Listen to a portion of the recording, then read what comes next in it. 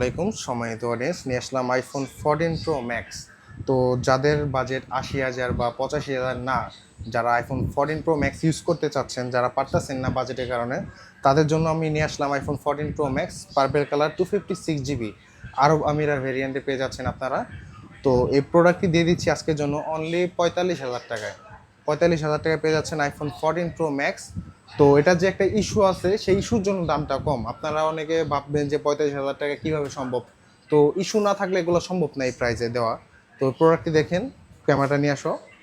তো প্রোডাক্টের মধ্যে ডিসপ্লেটা চেঞ্জ আছে, তো মার্কেটের ডিসপ্লে লাগানো, যে কারণে প্রাইসটা কম দেওয়া হয়েছে।